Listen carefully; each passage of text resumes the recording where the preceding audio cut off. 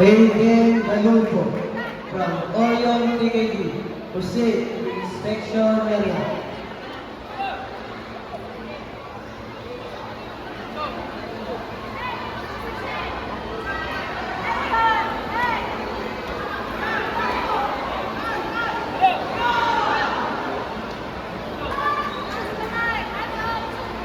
Tyrone Hermoso from Lacan PKD. Proceed to the inspection area. Again, Tyrone Hermoso from Lacan PKD. Proceed to the inspection area.